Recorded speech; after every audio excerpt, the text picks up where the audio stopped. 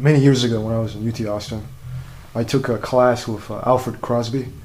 He's a professor of like disease and the Columbian Exchange, and his hobby was jazz. And he taught a class, a jazz seminar, and I was too busy to keep taking it. I dropped it, but I think on the first day he talked about how there was this kind of ideology or myth of the beat. When jazz musicians talk about like a good track or good music, it's got a really cool motherfucking beat, and he didn't like that because it was too amorphous, it was ill-defined. Well, how would you define a good beat, a really great beat, in drums? Wow, that's a good question. I don't know if I really can, to be honest with you. I mean, it's as with music in general. I mean, it's always sort of subjective. I mean, but there's something about a good beat though that really, you don't have to be a drummer to get you to tap your foot or tap your fingers or shake your ass or get you to bob your head, man. I mean, that's what it's about. It's something that just it's very, well, it's a little cliche to say primal, but I mean, there's nothing more primal as far as I think musically with humans than percussion. That beat, I mean, you don't need anything else other than a beat to make music. I mean, just to dance. I mean, native peoples all over the world, I mean, they don't really have any other instrument other than a drum, but yet they have dances that last all night long where that's all it is just getting in front of a fire and making a little music and getting crazy and just having a good time.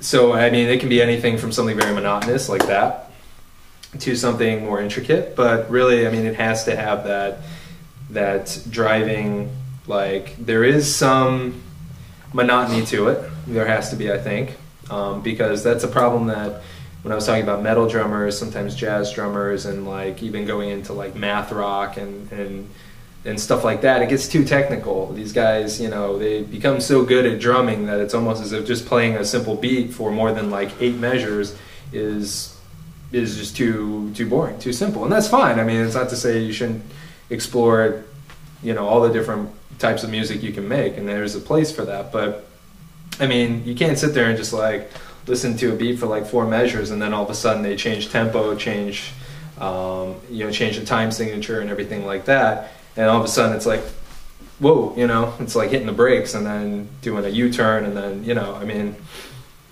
it's just not particularly what I'm into. I think there's just a certain type of driving force behind a good beat with any type of music that is universal, which anybody, no matter what type of music you're into, it'll get you moving. And music is about reaching out, bringing people together. It's cathartic. It's creative. It fulfills you. It's not necessarily joyful, but it moves you in some way. And I mean, maybe this is just where I'm at with my musical taste right now, which I'd have to admit there's some truth to that, because there was a time, like I said, when I was more into more technical stuff, but now I'm just about bare bones, meat and potatoes. I just want something that just fucking rocks, man. I just want something that moves me, makes me want to dance, makes a girl want to dance, and something that you guys can get together over.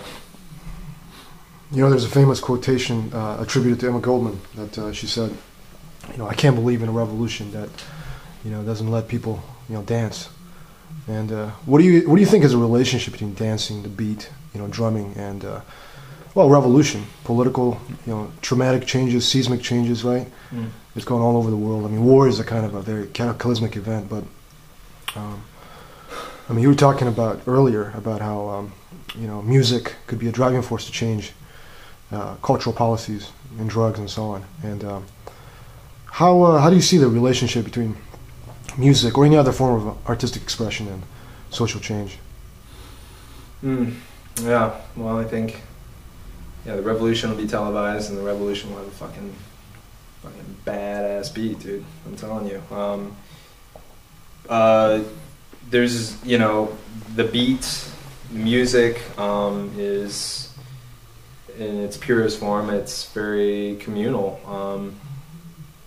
and looking at revolutionary changes that have happened, at least, I don't want to branch out too much here, but at least because most of my historical knowledge is mostly primarily American, but obviously the 60s, I mean, don't really need to go into that too much. I mean, everybody knows what happened there with music in relation to the revolution. But, you know, I mean, that wasn't even technically a revolution. That was, you know, that was an almost revolution. That was, you know, there were changes that were made, but you know, I mean, to, you know, early 20th century with, you know, the Wobblies and how they, that's what I love about the Wobblies. I mean, that's one of my favorite things about the Wobblies, is that what they understood and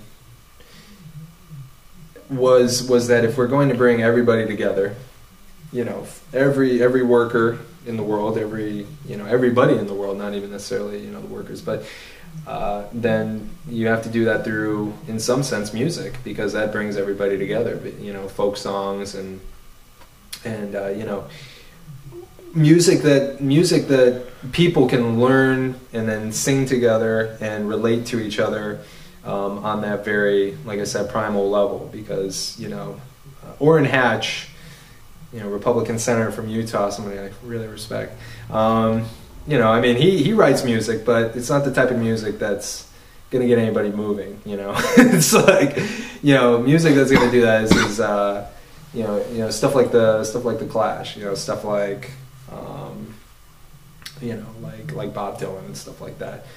I mean, the Clash, for me, in that very specific instance, with you know, one of my, well, with my, you know, ex-girlfriend, she was not really brought up at all with any American culture. She's from a different country, and not even a Western country. So, I mean, her relationship to rock music was basically, honestly, it was almost nothing until she met me.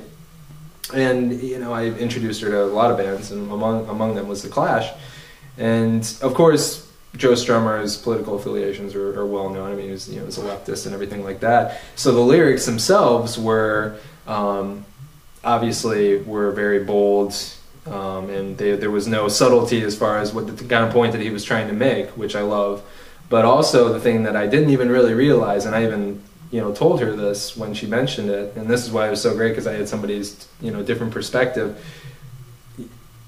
She was like, you know, this is not, you know, the lyrics or whatever, but the style of the music, the way that he sings, the way that, you know, the way it's like chanted, you know, the way it is like music that everybody can bond over, and it's revolutionary music. It's music that, you know, you can fucking shout, you know, and and it makes you feel good because it's catchy. It's got, I mean, it's fucking brilliant, you know. And I never even like thought about that aspect of it, but it's really true. The more I listen to it, and it's only made me respect the Clash even more, you know.